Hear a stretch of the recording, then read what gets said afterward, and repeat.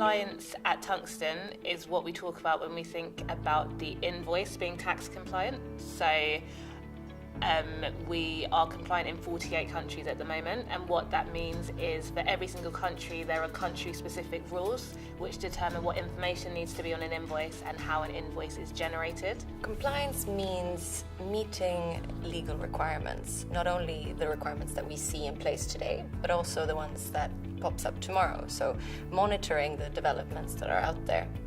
And today, in a world where governments are seeking to close the so-called VAT gap, which means money that they aren't receiving, that money that is due, it also means keeping abreast of tendencies and trends. The world we are seeing today is extremely fragmented. So what is defined as compliance in one country is very different in another. Also, they seem to go in different ways. Trends change. So this fragmentation combined with very quick legislative changes means that companies have an uphill battle in keeping up. Compliance, when you think about e-invoicing, is fundamental because ultimately an invoice is a tax document, and what businesses want to do with that tax is they need to reclaim it. So at the end of the day, if their invoice isn't compliant, when they try and reclaim their tax with the tax authority, they're not going to be able to do that, and they will ultimately lose a lot of money if they can't use their tax invoices in that way. We tend to divide the world into so-called post-audit countries and clearance countries.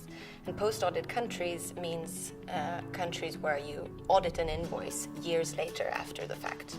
Whereas clearance means that the tax authority steps into the picture immediately and won't let you as a supplier issue the invoice before they see it. In a post-audit situation, you have the invoice and the audit happens long after the event, so it could be up to a year after the invoice has actually been issued. Whereas clearance, the trend we're starting to see mostly in Latin America, but potentially in China when e-invoicing is allowed. So in a clearance tax regime, what happens is that when the invoice is created, it is cleared by the government straight away. So in that way, you get governments having a lot more control over the process. And the reason we see this trend in countries like Latin America is because they really want to close the tax gap, and governments really need that income.